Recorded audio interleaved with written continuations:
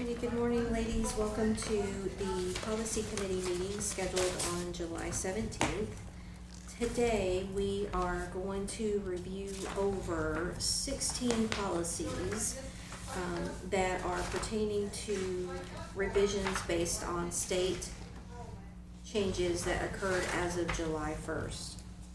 I do want to draw your attention to policy 2221, policy 2623, policy 5111, and policy 5517.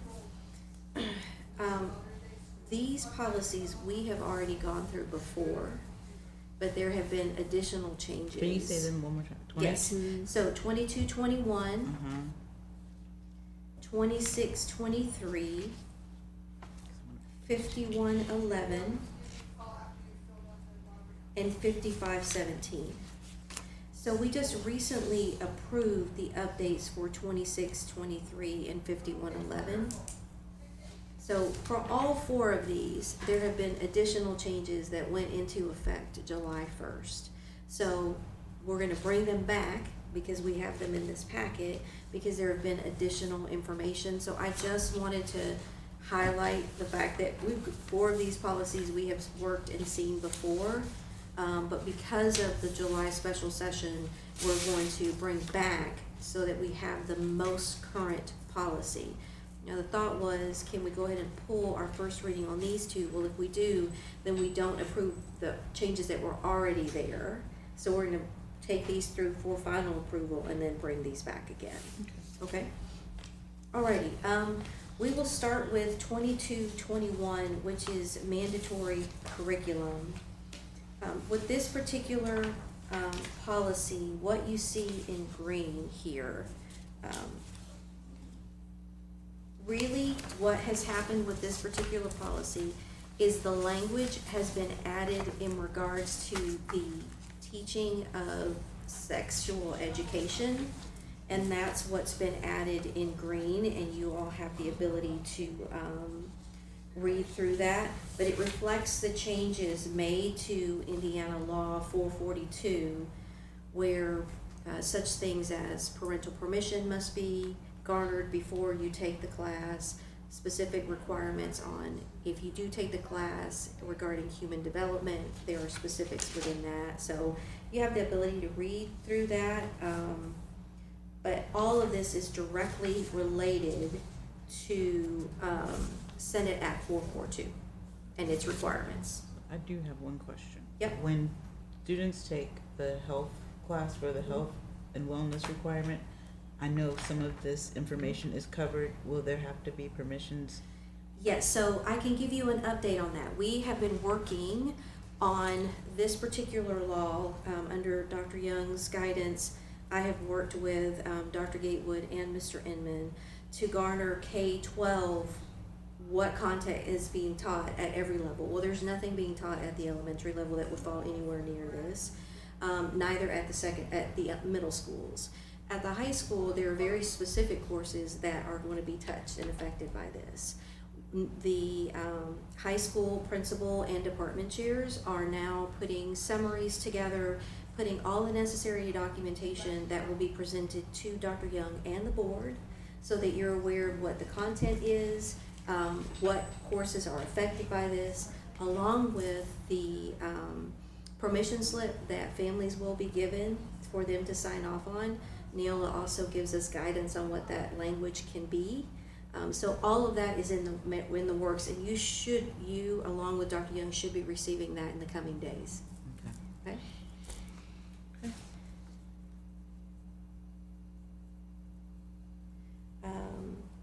The the bottom of page 2, you will see our current policy states that the board approves the content of instruction before it is taught, and so that is not new. That will remain the same.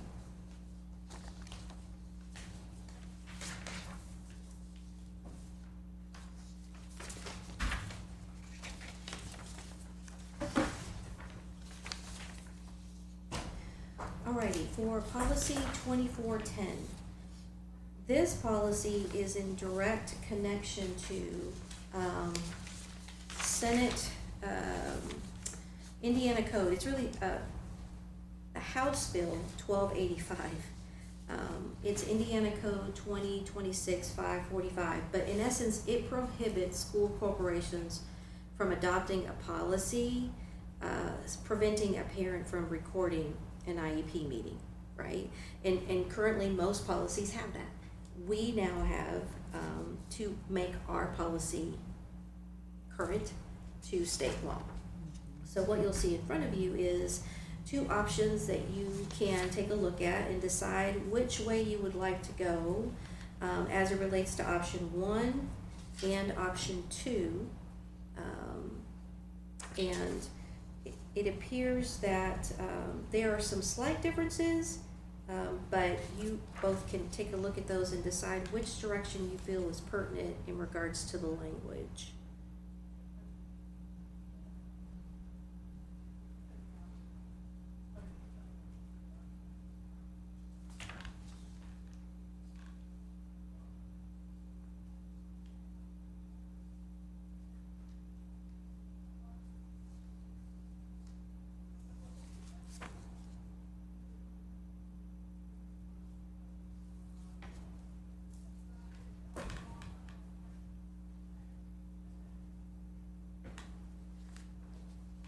In past practice, have parents recorded?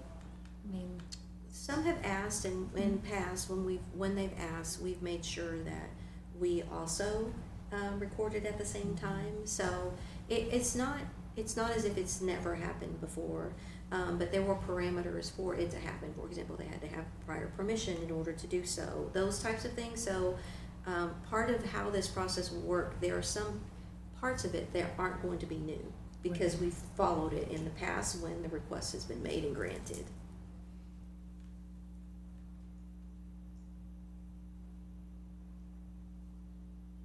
so it's very much like option 1 is what we currently Yes.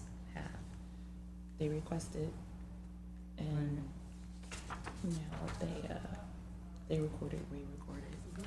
Mhm. And then the major thing with option 2 is that they have to let us know. With option 1, they don't have to let us know. Option 2, they have to let us know. What type of burden would it be for us to on the spot record? Well, depending on the nature of the meeting.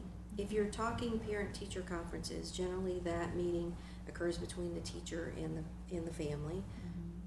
Is the teacher going to be fully equipped to be able to record just as easily? We surely cannot ask and wouldn't expect a teacher to find a recording mechanism, right? So there, Or to use their personal device. correct. So there are some parameters there of Right. just not giving prior notice. The others is there are meetings, for example, exceptional learner meetings, where all people need to be at the table with representation. Sometimes that takes time. You want advocates there, you want teachers there, you want teachers of record there. So there is, I'm not gonna say concerns, it could be done either way, but having prior notice allows everyone to come fully prepared. Yeah. Leaning towards option 2. I am too, because in option 2, you can know in advance. My only concern with that was, is it a burden on parents? Is that a burden? But it looks like, Either way, they have to provide their own device. right, they have to do their own device, and If they want it.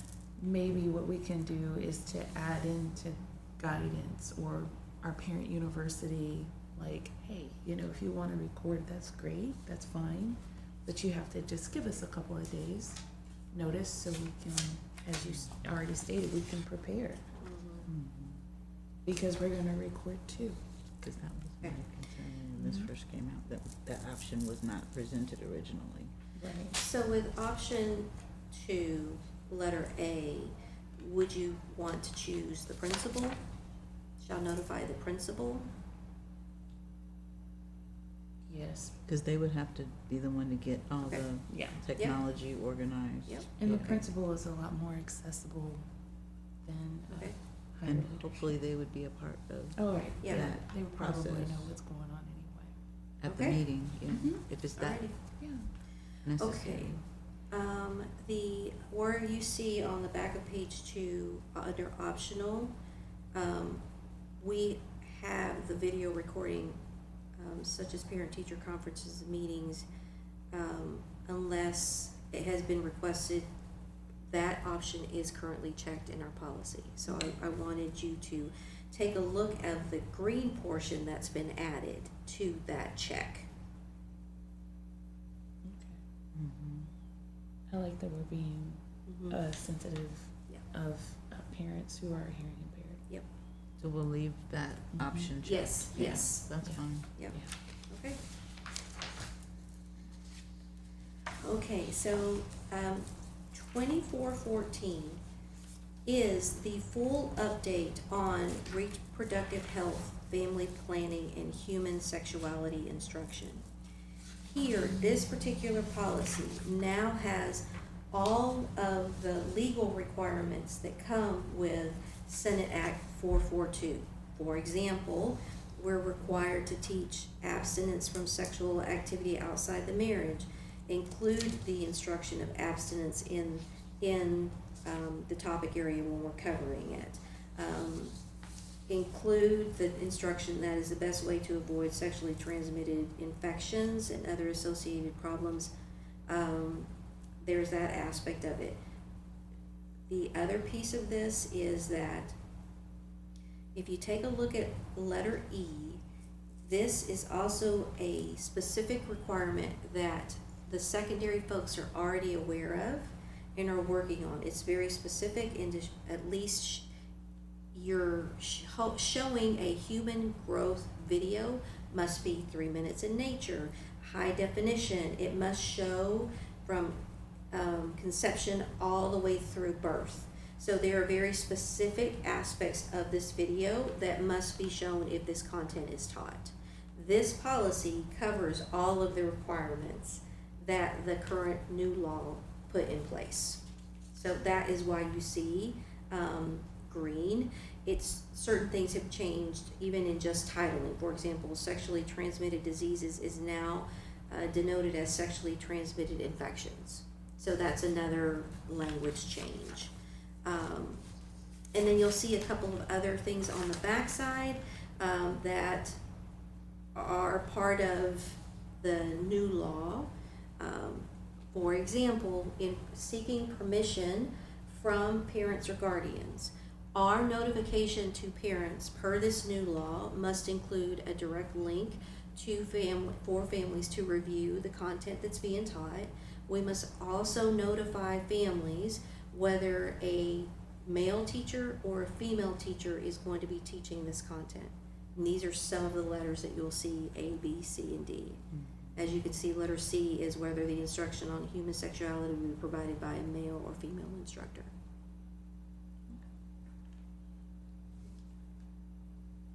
And will it be a co-ed or non-co-ed Correct. class? Correct. Now, should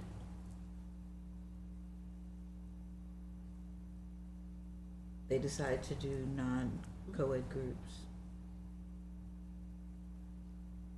I guess, and they'll take into consideration the burden of Yes. making that and Yes. make parents aware that these are the options. Yes, and for some, it may be the entire course may be evolved around this, right? If you're in that family and consumer science department and you're talking about that piece of it, the permission may be for the entire course because it may be interrelated. In another course such as health, where maybe a subject matter of AIDS and HIV may be taught, it may be just a small snippet of that course that the permission slip is actually going, because there's so many other things that fall under health. The high school has definitely been working for multiple weeks to organize all of this, as there will be several courses that are affected by these requirements. This go to everyone or only students enrolled in those courses? Only students that are enrolled in those classes. My question is this, I understand what's being taught here, I'm curious, I know we don't teach human sexuality in elementary school. Yeah. However, elementary school students are having their first period. Is there any curriculum then that talks about Not that? at this time. Okay. No, not at this time. So the introduction of this might happen is not even discussed anymore? Okay. No.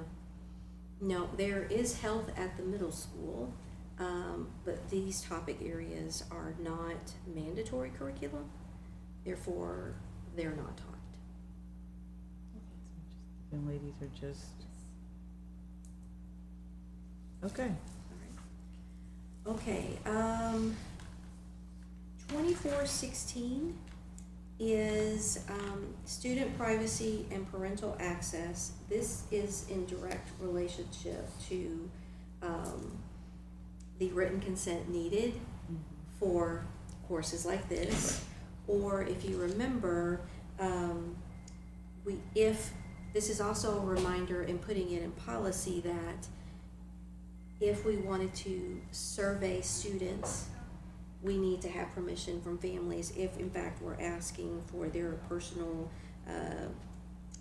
opinions on certain aspects. So it reads as such: for personal analysis and evaluation or a survey of described above, and it gives the A through H gives what those categories are.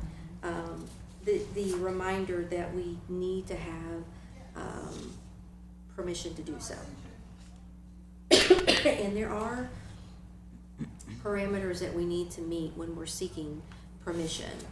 There's a timeline date, and we have those steps that were shared by the Indiana Department of Education. Option 1 on page 2 is our current option, where the board prohibits the collection, disclosure, or use of personal information. That is our current policy. Does this already go like in the handbook or something, or how would we? Yeah.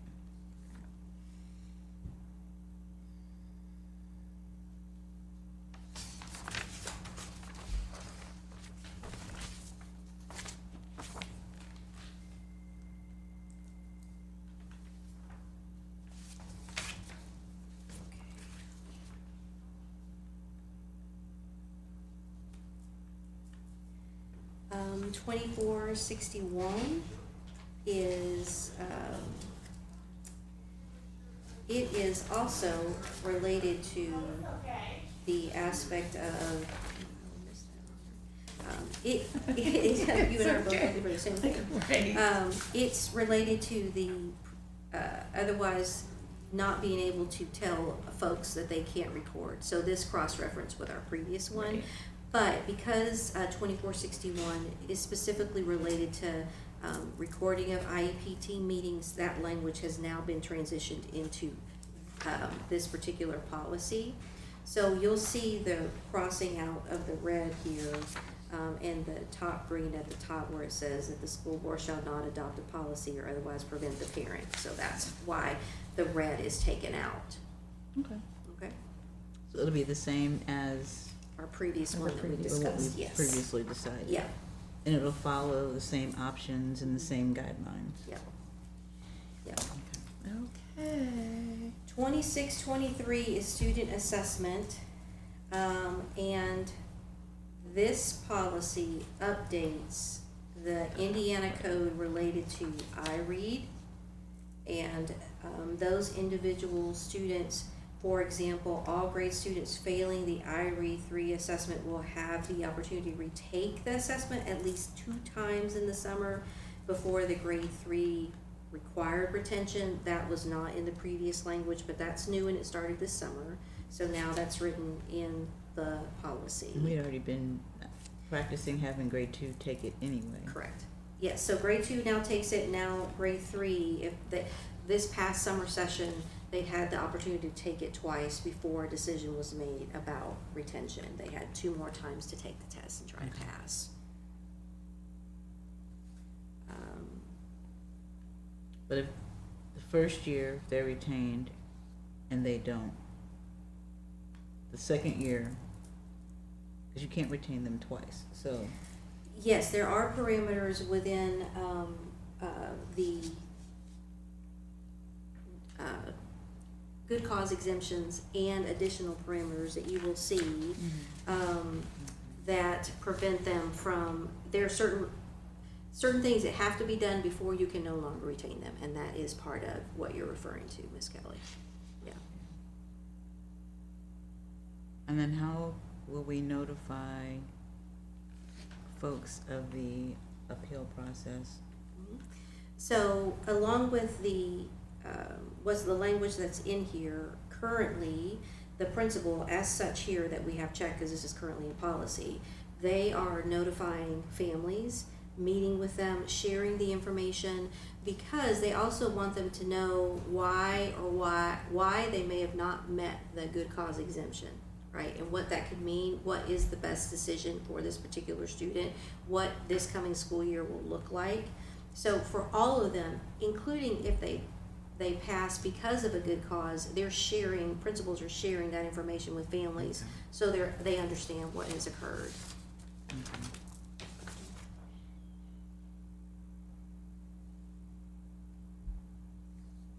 We do have to select some things. Our current policy has that the principal deals with the appeal, the parent must submit the appeal in writing, and we have principals, that's been our current practice, even in a normal retention process. The appeal has been given to the principal. And option 1 is currently chosen where the determination is final, as you all do not hear appeals based on this determination. Yeah. The other ad that's here, that was not before, addresses the exemption for English language learner students. So hence you'll see all of the green, and the parameters of these couple of parameters: does not achieve a passing score on iRead and attends a school of at least 50% English language learner. They, in essence, are not retained, but that's until 27-28. They may make some changes, but they're giving some padding with this particular law for English language learners, and it denotes that here in the policy. There's also a caveat to the requirement of participating in the Indiana literacy cadre based on fewer than 70% of students passing iRead. That's part of state law. It's been added here. And now you will see the mathematics screener and mathematics interventions that legislators added to starting with the 26-27 school year. So all of that is new.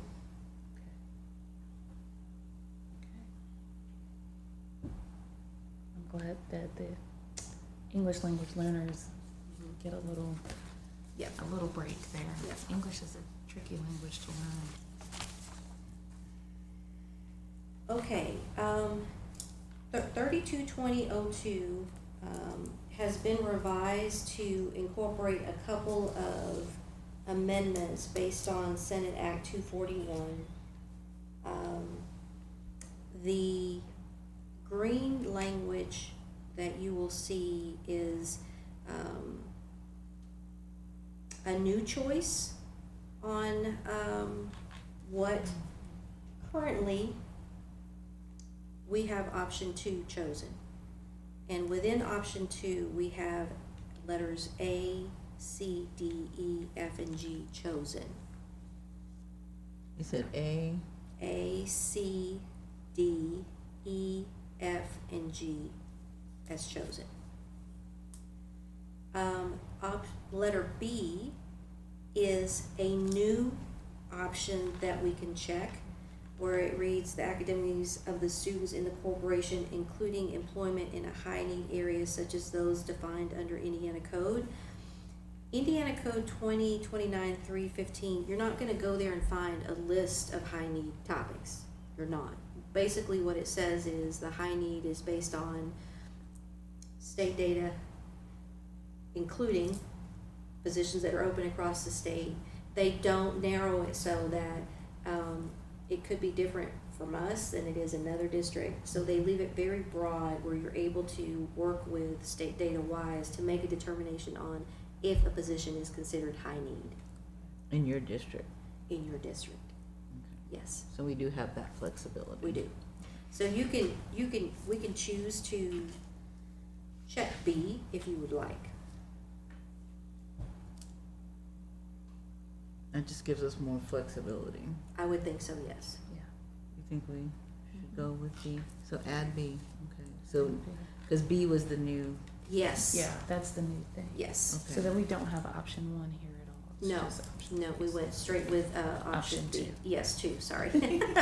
Gives us more- gives us more flexibility. All right, and the back portion, this green is directly related to the code regarding supplemental payments. Under this policy, it's not, based on state law, not Pike, based on state law, that this supplemental payment under this policy is not subject to collective bargaining under Indiana code, and it gives that code portion. And this is directly related to this House Bill Act that came through. Mm-hmm. So we don't have an option to say, oh, we're not gonna do that because it's Right. part of Indiana law. Okay. Now, the amount, is that an option? Like, is there a set amount? There isn't. Mm-mm. Okay, but whatever the district sets is what it Mhm. sets, and there's no, it's not a part of bargaining. right? Correct. Okay. Yeah.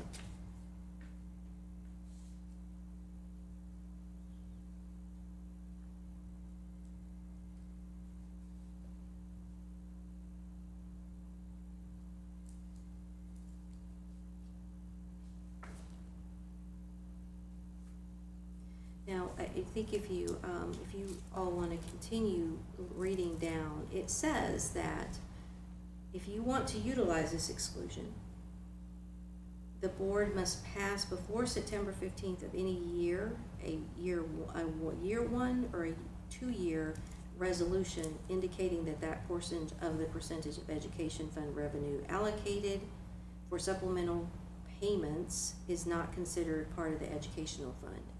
So it's law, but you could utilize an exclusion option, saying that you don't want to go that route.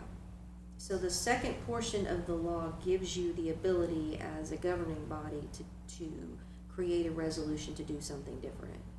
So if you all want to discuss that with your fellow board members to decide which direction you want to go, I can pull this, because I think that there's a piece in here that you could choose to do something different, and there's a timeline by September 15th, should you want to do it.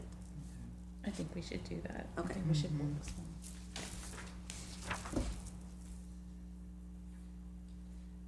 5111. 5111 has, just want to direct your attention to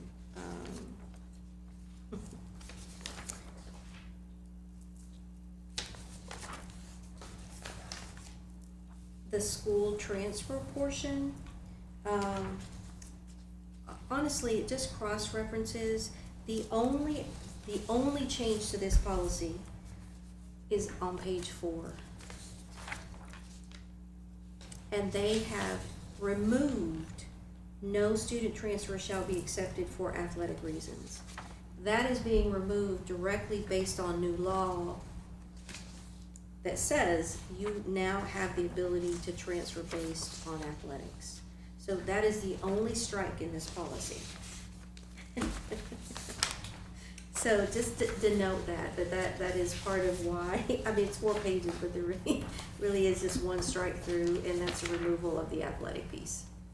All right. So that they're saying that is no longer a barrier. That is Correct. correct. Correct. You wanna play somewhere else? Okay. Attendance, 5,200. There is, of course, updates to Indiana code.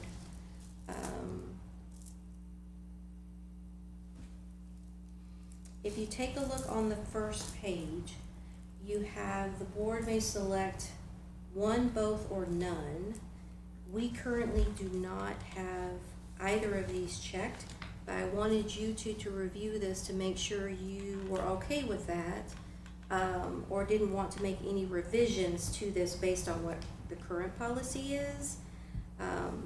There isn't any concern that I'm implying that, No. that we should, but I just wanted to, should there be a question about why aren't either one of these, well, we chose not to,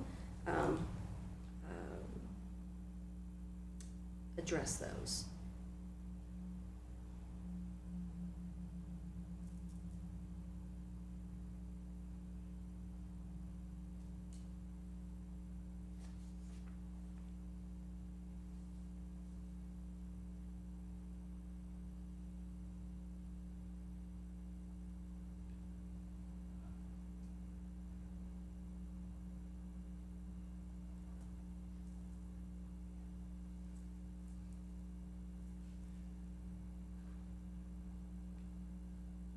So we do have the exceptions to compulsory attendance, excused absences. We do have that, Mhm. okay. And the thought process for the two up above, in regards to not checking them is, for example, the IDOE has given us very direct communication on what qualifies for remote learning, e-learning, and within those parameters, there is space, right? I may be at home, but you're here, and so that in itself takes care of needing to check one of those, right? The state gives us that definition and leeway in the guidance that they've given us, hence why we moved away from that, because we felt we were moving already under the covered. guide. Yeah, Yes. it's already there. Yes, yep. What you see on the green here are a couple of additions regarding attendance that would be, of course, excused. And the new one is, of course, the military, the reserves, Indiana National Guard. But H is completely new, and that's participation in the FFA organization. Yes, so Which that is is right an in add. our township, There you go. right in Pike. And there are set number, not more than 6 school days, but it is completely new and has been added in. Do we have a lot of students that participate in that? We do not. So it would not affect very many of our students. But it could, Yes. because the FFA is No, it located could, right but here I'm in saying- Pike. Yep.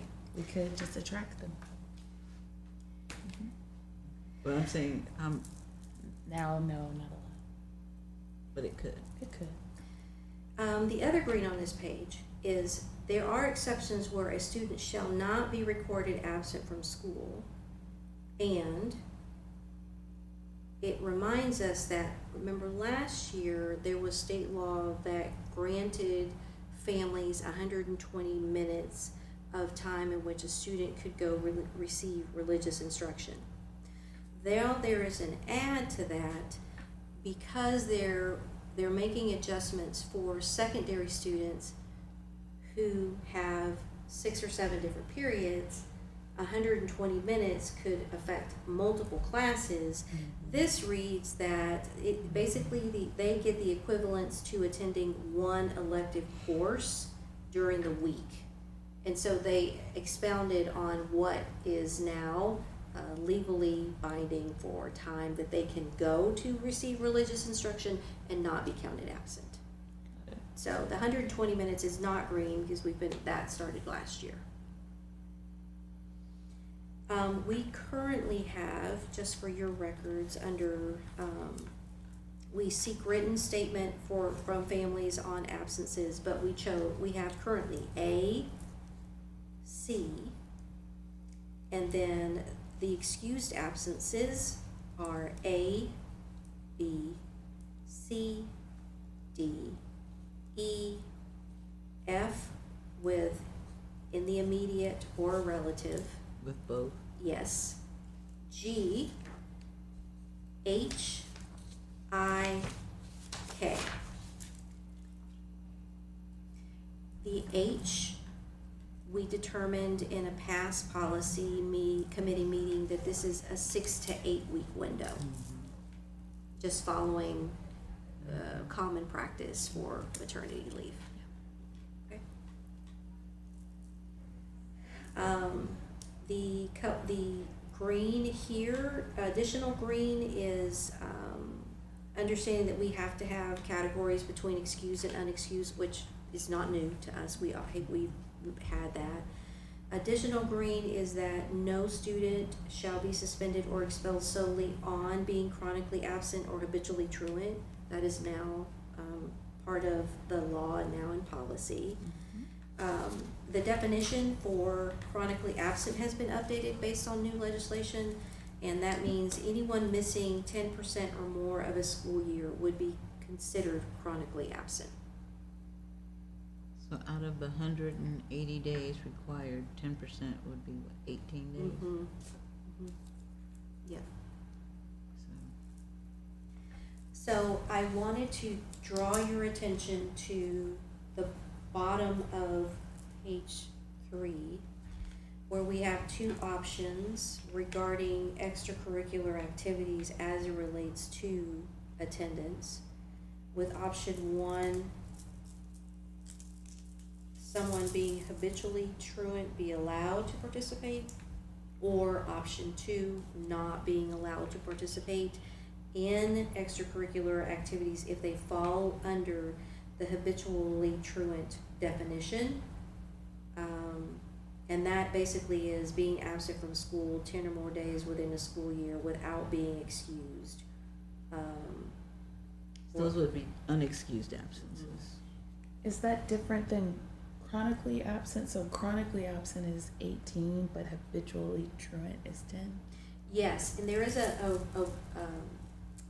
rolling window piece in that the state is looking at it in two different ways. They are looking at habitually truant, that's 10 or more. The chronically absent is looking at it collectively at the end of the year.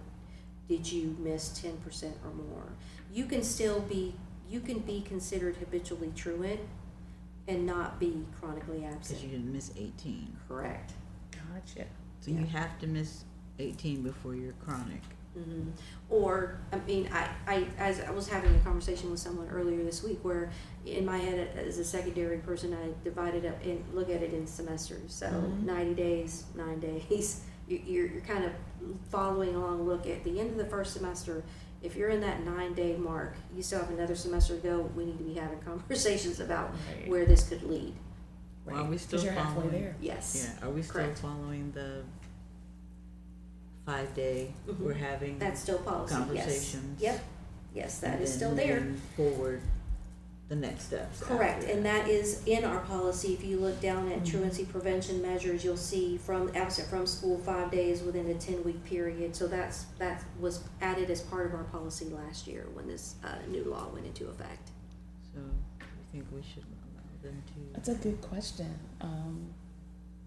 The habitual truant person, these days are not illness, they're not someone passed away, or it doesn't. Correct. It's No. literally like we don't know where you were These, for 10 days. yes, these Okay. are not excused absences. The definition of habitual truant means that they have been for 10 days or more within a school year without being excused or without being under a parental request that's been filed with the school, and generally that's an excused Gotcha. absence. Do we have any, like, based on your experience, our coaches or, you got it? Yeah. Or directors, leaders of, teacher leaders of these organizations, are they pressing for this? No, and I think, not that I'm aware of, in my knowledge, they're already making adjustments within their worlds. For example, if you're Right. absent from school, you're not coming to practice, right? Right. So they somewhat live in that world already. It's just not in policy. Got it. That's what I was wondering. It's just, are they like, no, let them play, or that's the star of the show, but the Right. reality is if you're not at school and you're not at practice, Yeah. How can you be the star of anything if you're not here? It's my understanding that athletic departments are communicating with the school regarding attendance, who's there, who's not, in order to help coaches Yeah.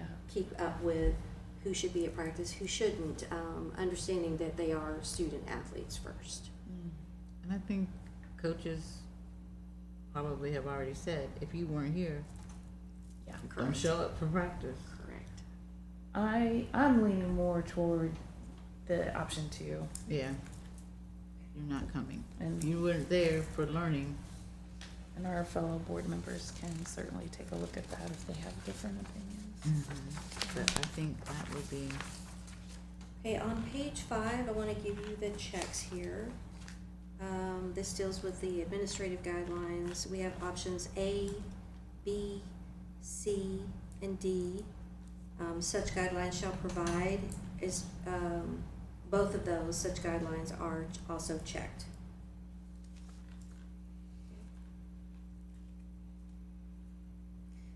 In the past, we kept the administrative guidelines on attendance that properly addressed the matter of truancy by including a process. We kept that unchecked because it generally falls under the guidelines that are up Right. above. It's redundant. Yes. And then the law is at the very bottom too. That makes sense. Mm-hmm. Yep. Okay. Alrighty. Okay, this is the religious instruction, release time religious instruction. You'll see the added in green, the elective course for secondary. We had a discussion early on regarding if this would come up in the future. I remember this conversation, and sure enough, it's here. If you take a look at the option, this, if checked, would give the school an opportunity to give elective credits for coursework for the religious instruction time, and you would see the criteria for that. I think the concern that has been shared with me is the inability to know what level of rigor is being taught, the exact content that's being taught, who's teaching it, certified, not certified. There's a lot of information that isn't necessarily covered in here for certain that would allow you all to solidify and be okay with giving credit from Pike High School Right. for a course that's not taken under our parameters. You could, if you felt like, you know, you could get the necessary information that you would want, but this is the agreement if you choose to go that route. Without knowing what is being taught and who is teaching it, I feel like that goes against an earlier policy that we had, that we do know what is being taught. It contradicts that policy, which makes me because want to. we're responsible for We're that responsible credit. for that, but we have no idea what's going on. Well, even with the guidelines that has to include all of these things, there's still no way we can Correct. fully can't audit verify that. it. Yeah. And of course, this option would allow the corporate, for us to make sure that there is an expanded background check, that they hold liability insurance. Those would be required, but there's definitely, Some gray. yes. Yes. And by not choosing this option, we're still here. Yes, Okay. yes. We Which still. is what the other policy Correct. still says. Right. The law itself will stand. We just are now, we're just being given an option to give credits to those students for the course or their time that they're spending wherever they're taking their religious instruction. Got it. And this is just a what-if question. Do you think it would be possible at any point that we would entertain religious studies here at the high school? Honestly, that conversation has not come up. I was curious. Yeah, as far as I know, that has not come up for us. But who knows, we're always pushing for new content curriculum, but it has not been in the nature, we've always as a district fallen back on state mandatory curriculum. And so that's always been our base. Thanks, yeah, Okay. that makes sense. I think we're setting a record today. Hey, we're moving and shaking today, all right. We're setting a record. The 5517 is the update to the anti-harassment. The revision omits, includes gender status, sexual orientation, gender identity due to the current interpretation of Title IX by the U.S. Department of Education. But this does note that we need to be aware that Indiana remains subject to precedent, and there are several cases in which the rights of transgender students do have access to, like restroom, and those cases have actually won. So I think they want to highlight to us that, yes, this has been removed, but there are cases within our state that would cause us to want to take a look at how we navigate that, and they do a great job of highlighting that.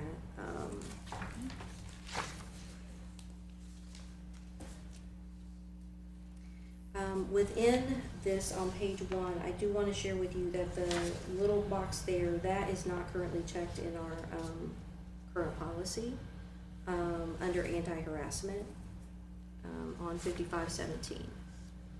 We'll go over this one. You're at 01, so go to the next policy.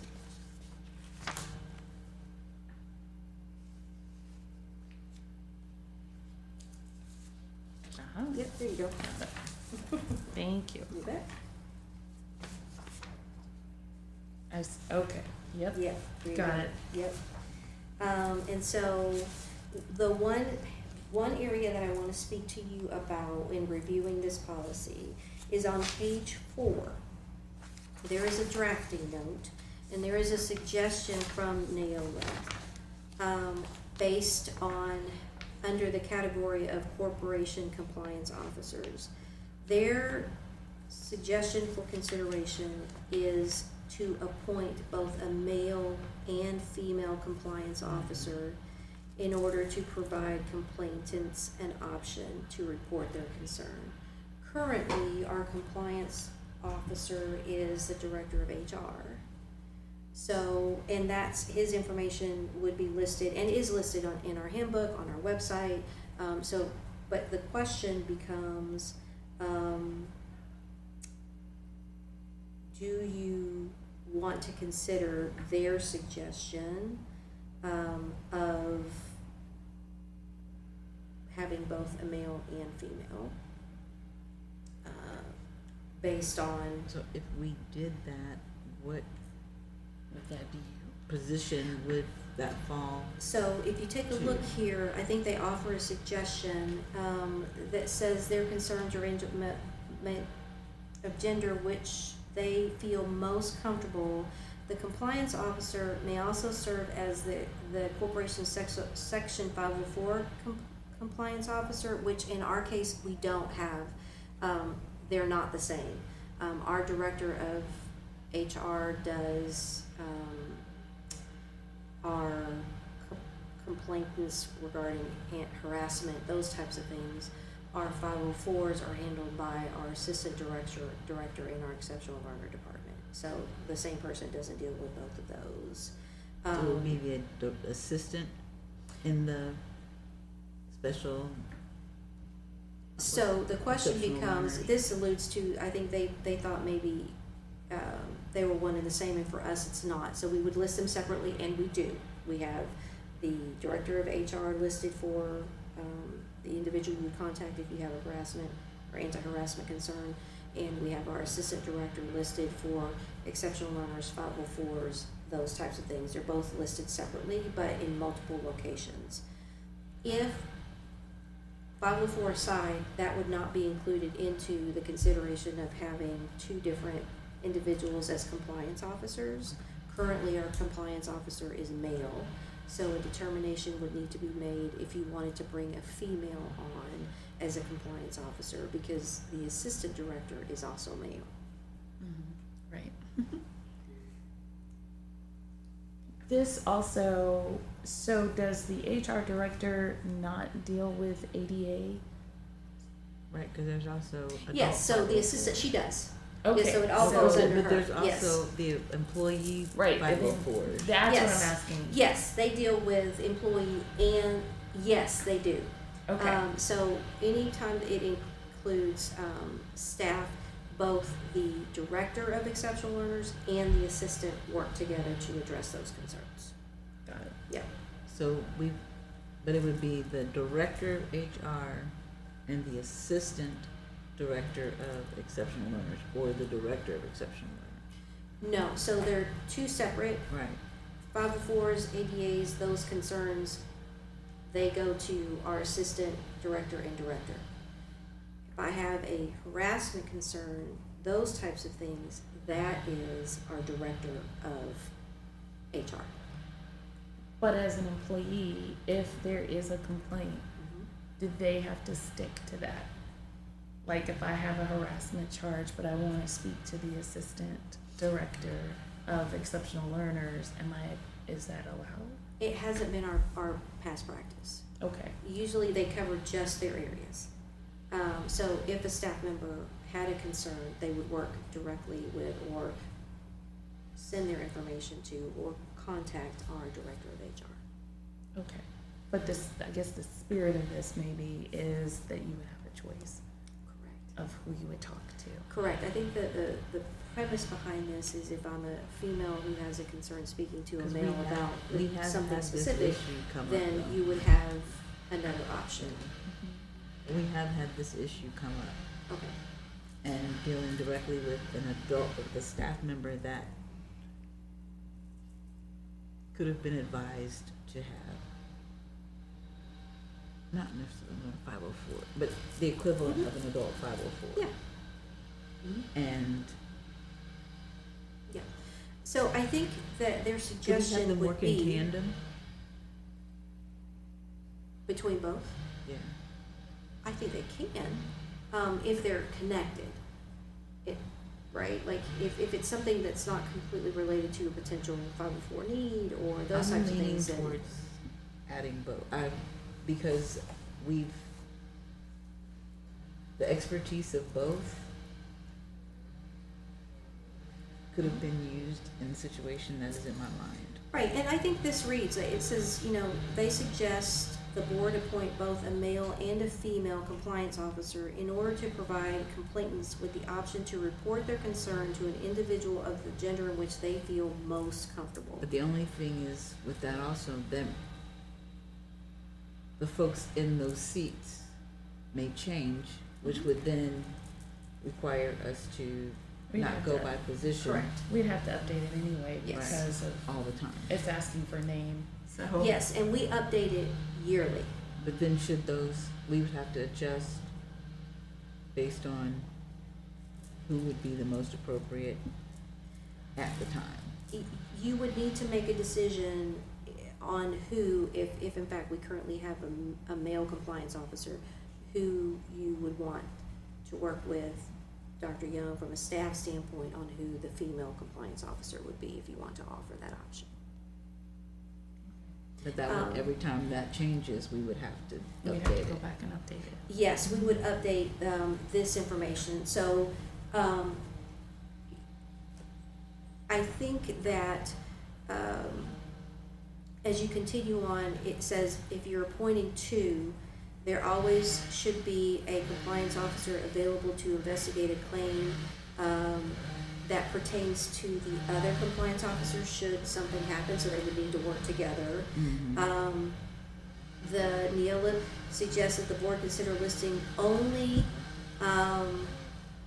the title in this policy so that it does not need to be revised whenever there is a change in the actual person. Okay. But if that person is not, so we end up with 2 males or 2 females in those positions, that's not only, Right, but the one thing I want to highlight is They give this suggestion. That suggestion, if you choose to go forward with it, is not going to be written in policy, right? They're just saying, please consider having 2 compliance officers. Okay, so the one has to be listed, the Correct. other we can just have Yes. more of a. Yes. Yes, and to note them, if you list it by position, you don't have to worry about listing the name. You're just listing the position. Okay. And it's updated every year. And then but- that can, we can change the position rather than the whole name. Correct. Okay, Okay. Okay. I think we should do that. I Okay. think we should too. So it would be the HR director, which is what it is now. And then the exceptional learner assistant director. Mhm.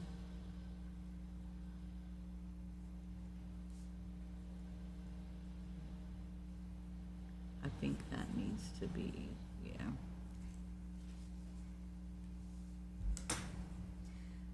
So I wanted to draw your attention to, just let you know where it says the names, titles, and the contact information for the compliance officer. We currently list this information in our student staff handbooks. I was hoping. And so, although it's not checked, we do it. So I think if nothing else, we need to catch up with what we're actually doing. Right. And is it on the school's website or just Yes. the district website? It's on our school's website. Excuse me, it's on our district website. Can we change from where it says individual school, can we put district? It already has it right here. Oh, Yeah, okay, and then we're doing this additional, so we're on Yeah. there. yes, So We it's- just need the one check. yeah. Okay. Yep. My bad, I didn't, I read, but I didn't. It's okay, it's okay. 2, 3. Was that it for that? No, it is 11 pages long. Right, Or, sorry. there's okay, changes 5. on, Really, it's just an update on page 6 of an address of the location of the OCR office. It's my understanding that they closed the OCR office in Chicago, so we're now working with the office in Colorado. mm,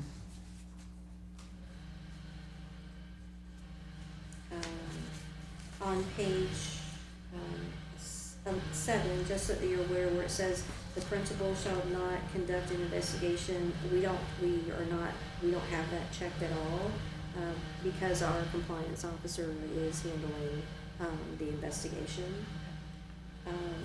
And then the last box at the bottom, the compliance officer may consult with the board's legal counsel before finalizing the report, that is checked. okay. Option 1 is checked on page 8. The decision of the superintendent is final.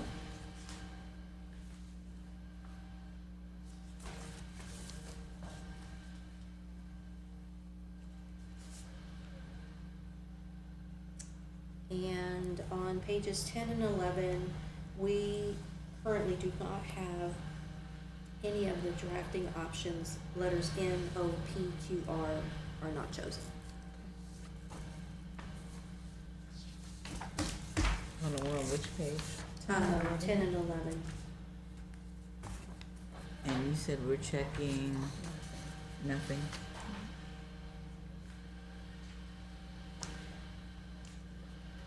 Okay, 5517 is the update to legislation that you can see, This is 5517.01. yes, 01, Got it. thank you. Point. Yep, 01. 5517.01, policy related to bullying. Hold on, I gotta go grab that back, cause I moved it.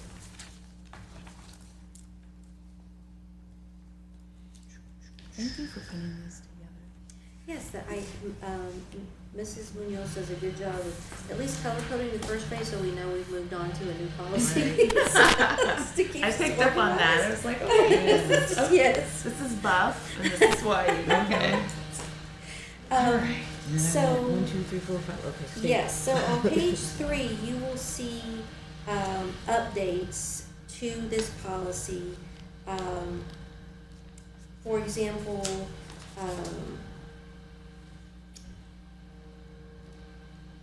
in Number 4, there is a, they're replacing incidences with the word investigation. It also gives a timeline here before the end of the next instructional day. So basically you're navigating with 24 hours notice.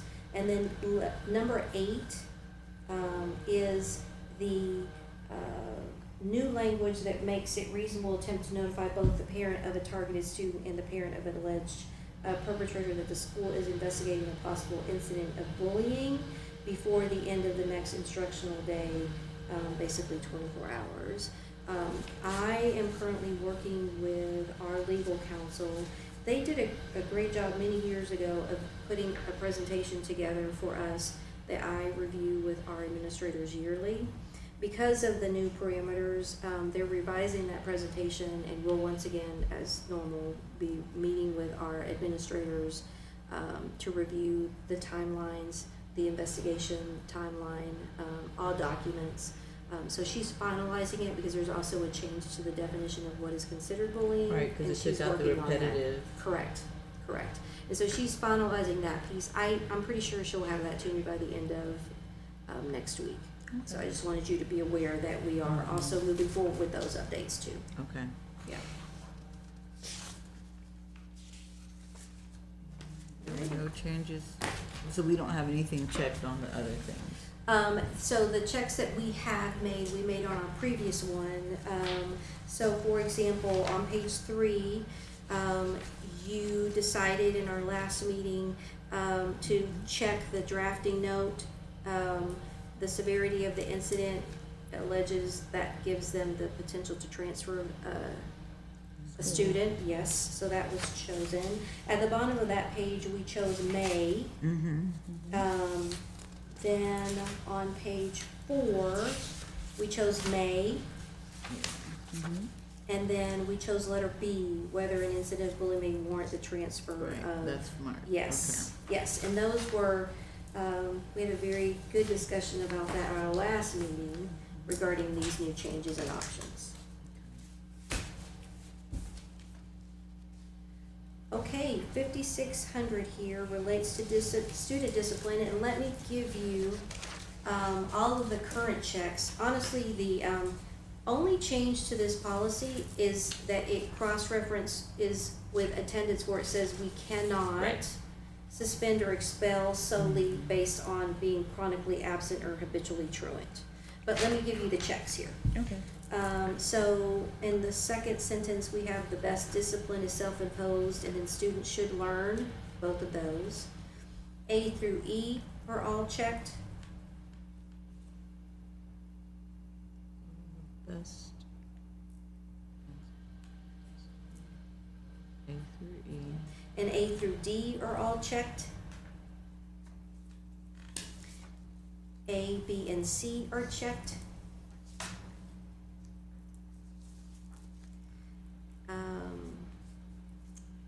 The superintendent, will request that the State Department of Education provide information and assistance to the, that's checked. The superintendent will report to the board. Currently, we have periodically chosen. The next one, we have the superintendent is the word that's written there. Teachers and no student are all checked.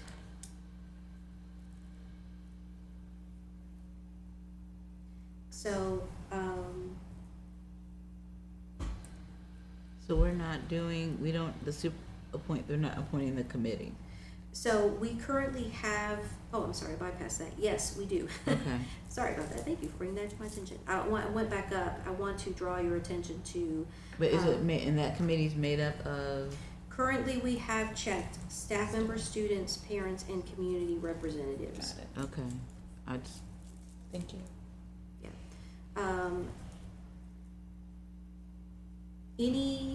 As I go through all these checks, are there any unchecks or discussions you want to make about all these extra checks? Or there are no extra checks, but checks. Do we have in the second to the last checkbox those two checks? Oh, yes, we do. too? In all situations, thank you, Ms. Lawrence, gosh. Because this back page has lots of checks. Has lots of checks. When such conduct interferes, both of those are checked, yes. In the top, the parent is checked. Oh, Right here. super, like parents and, no. No, That is not checked. no. Our No. handbook, we moved away from our handbook being signed many years ago because getting them all returned was difficult. I did not know we did not request for them to be returned.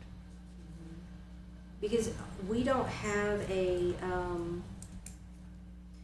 back, I think, many years ago, we used to have we used to give student planners, and that was part of the, I think prior to COVID, we stopped with those handbooks, or the planner, I should say.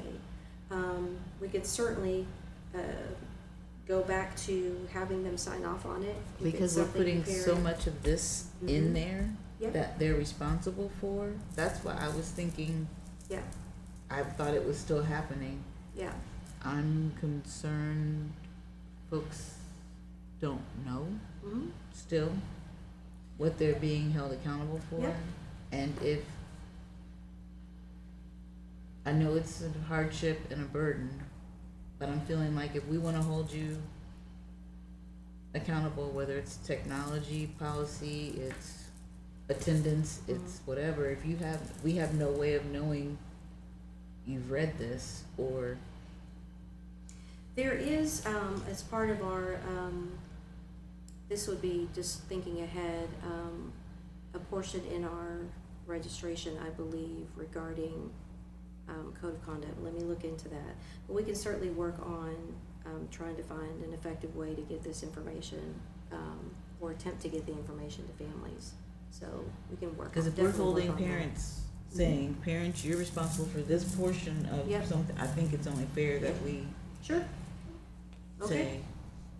say, here was your opportunity to see this information Yes. another time. And I will pull, all of the parameters within our, enrollment and see.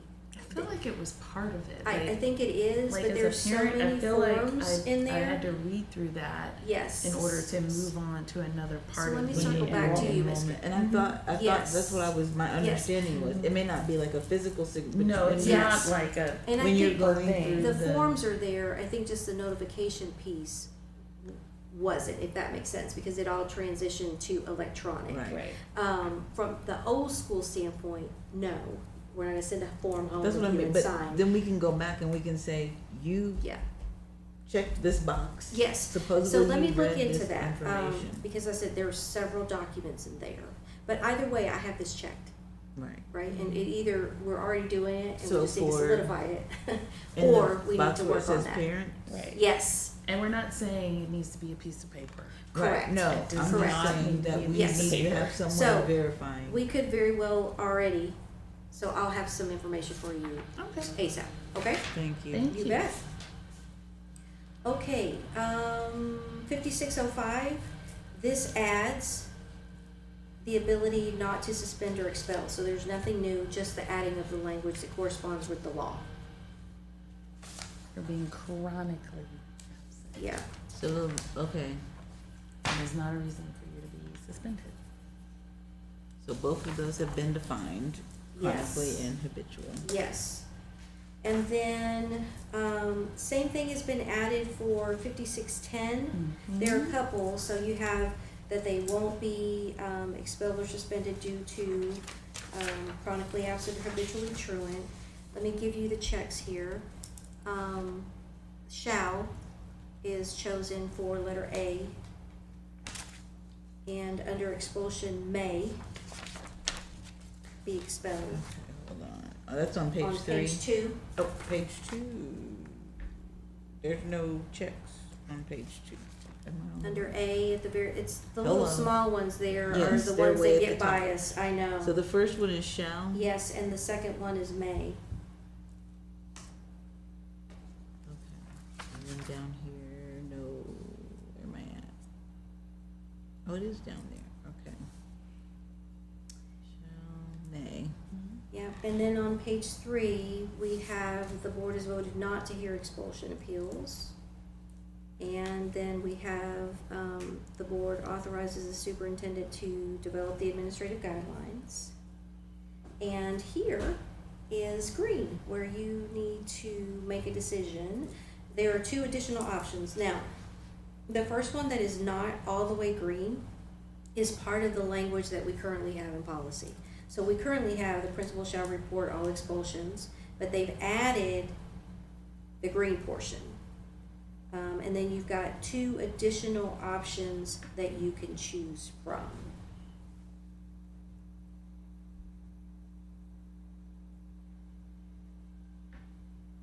Our other tie into the one that had the BMV, we shall or may on that. I think we shall, let's see.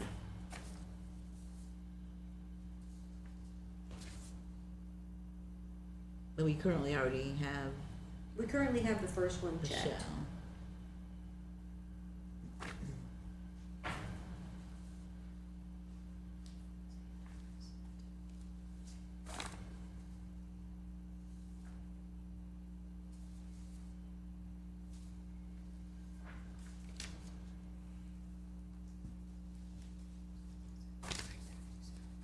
Let's see here. Mandatory.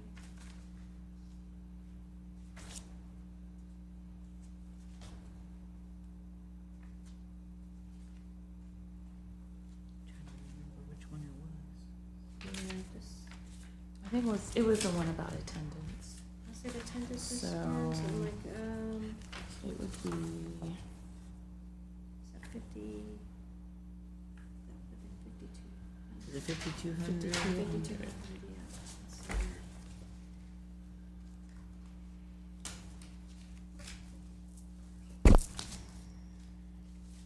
because usually that's, if attendance is poor, that's one of the consequences.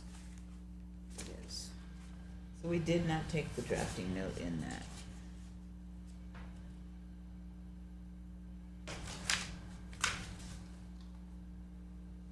Or did we? No, we didn't. No. Mm-mm. I may have been wrong on that one. We didn't, so, we can, well, we need to have them match, so if we did not, then that would mean that we would move to the third option, right? Cause it Yeah. says shall not report, because the drafting here, we did not check. So are we looking at 5200? Mm-hmm. Okay, so, Yeah. and then we did not, So I think it's letter E on Letter page E. 5. So wait a minute, but we did check the first box what are you, on page 5200? 5? I don't see an E on page 5. Because it goes from 4 to 7. Oh wait, hold on, I need to flip it over. There was something about the BMV. Yeah. There we go, and you're right, yes, we Mhm. did not check that. Mm-hmm. That was And- E, right? Yes. That's letter E, Yeah. so then to make it match, it needs to be the Shall last option. Yep. Unless we want to go Or back. unless Or you want to go back and- to here. Yeah, And even if we go back to here, we would need to check E regardless, right? Because if you take a look at 5200, you would check the superintendent and it's automatic that A, B, C, and D would occur. E is not, we would have to check it. okay. So are you saying that with 5200, one, we need to make a correction? I don't know that you need to make a correction as much as if we didn't check here that we're going to provide reporting to the Bureau of Motor Vehicle, then when we look at this particular, policy where we currently have, if we shall, then we need to update that to the point where it matches that we're not. Because right now, this policy, Unless we we don't wanna have it checked, say unless we you wanna want- go the other direction and you do want it reported, and then that will match what's currently in policy. So why doesn't that satisfy what we're doing? Such guidelines shall provide for reporting to the Bureau of Motor Vehicles those students who have been suspended for the second time during the school year, Which one is are that? expelled, or are considered dropouts. It does, it just gives the drafting note here at the bottom, so you're right, it is covered here. Yes, you're absolutely right, Ms. Barnes, because it doubles up on the conversation, covering the administrative guidelines for the above area, and it's the same information. So we did So, pick yes, such, You're correct, We did, yeah. which Okay. means on Which- this, we put it right there. Mhm. Yes, Oh, we did hence both. why we did not fully choose the bottom, Right. because It's it was a already done. restatement. Because it was a restatement. Correct. so then we still need to pick shall, since we picked such, right? It is also shall. Shall. So So we the need- current one that we currently have checked matches, so Right. they both We leave it. match. We This leave it. matches Yes. this. Okay, Correct. we leave it. Yes. It took all of us to get that. I hope people watching I are know. enjoying this. But that's just part of it, because Miss Kelly remembered that we had the language in another But policy, I'm like, so- did we, Oh, wait. and we have to think about, does it match? Because if they come back and say, Correct. well, you didn't match, so now you can't do X, Y, and Messed Z. up my papers, y'all. Um, Is this me or is this you? that is, Is this mine? I Yes. feel like I pulled it out to yes, show you. that's you. Okay, so there's that. This is. Okay. Yeah. We're This is looking the- this is at our own- we 56, only have one pulled 5610. Oh my gosh. I don't know what I just done. 5610? I'm just. That was the Oh, we just the finished page 56. three, yes, that Okay. we were corresponding Oh, with okay. the other option. I don't. Oh. Here we go, boy. 5611. I need help. Hold on. I've obviously mixed it in, and I really didn't Yeah, need to. it's easy, it's a one pager. It's a one pager, and I just found it. Yes, and it's a technical correction. It adds the new Indiana code, it updates the year, and it adds school in front of corporation. No, that makes sense. Yeah. One of the, probably the easiest one that we've dealt with today. Mm-hmm. And our last one Look is at us. 5771. Oh my goodness. 5771. After that last marathon, we had. That's right. That's okay. 57. Yes. Nope, we've got this. Mhm. So this now adds the portion that gives a parent or guardian the opportunity to collect student property if the student passes away, transfers, drops out, or otherwise withdrawn from the corporation. So you will see that at the bottom of page Mhm. 1. So do we already have the first box, the searches is checked? Yes, ma'am, it is. And then we're adding in, and it would be so sad. I don't even wanna. Yes. Yeah. So this, So sad. this just adds the requirement of us to, contact them and make sure, that they have the opportunity to gather any items, under those, scenarios. So that's the added green, and then under, medical detectors, both and are checked for your So records. Both ands. Mm-hmm. Yeah. The rest are the changes of students, adding date. For letter B, they add date, not just the time, but the date. The sequence, so the date, time, location. So there are minor changes in the word, also changing which to that. But the big portion of what is coming in this piece is the providing families the opportunity to collect property. Okay? So let me make sure I go through, so I get you all of the additional information. And the one we pulled was We have to talk. 32, Yes. 20, 02. Yes, so, under mandatory curriculum, Ms. Kelly, I have notes to myself to work with Parent University to create some type of directions for families, to give them guidance on recording, so I have that. Right, because we want to make sure they know they Yep. have that option. And then the other thing was about the You. finding some way of verifying they've read. Yes, so, you all are, I'm pulling, that's my turn sideways. You're reviewing with your, fellow board members, 3220.02. Yes. The supplemental payments. And you'll get back to me on your thoughts there. And then the other note that I have for myself in regards to additional information needed by you all, and I should be able to provide that for you fairly quickly, is, looking at our registration forms to make a determination if in fact that information is there. Absolutely. And I should have that here. I'm gonna work on that as soon as we finish this meeting, and we'll have an answer for you quickly. Since we got to them early. There you go. So I also wanted to give you just a follow up on, there were a couple of policies that are still outstanding for review regarding Chartwell's wellness. I'm still working on those. They're working with Chartwell's to make sure we have all of the information for you to review. So I didn't want you to think we had forgotten about those. They're just navigating through those still. And that's, can you refresh my memory on that, or is that not for this recorded session? No, it's the one where, there were parameters on when we could sell things, the nutritional piece, and, some of the parameters that Chartwell's, could and could not have.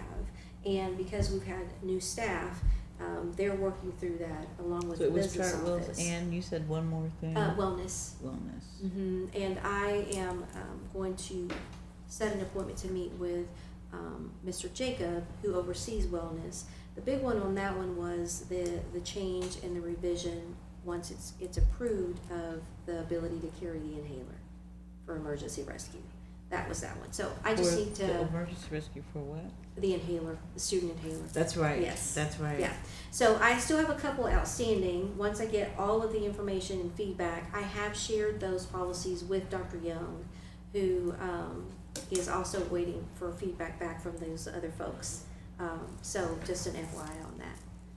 And I mean, just for the wellness question, Yes? if a doctor orders that a student carry that, do we honor that? We absolutely do. Same thing with EpiPen? Yes. If the doctor Yes. says this kid needs an EpiPen Yes. with them at all Yes. times. And we have, already created documents that the doctor signs off on, and families submit to, the school. I have a kiddo who requires an EpiPen, and so that's part of our yearly process, and the document is created so that you can take it right into the doctor, he signs it, and you return it back. Okay? Thank you. Awesome. Alrighty, I appreciate your time. I will work on getting this additional information, and I will follow back up with you all. Thank you. Thank you. This is what I need.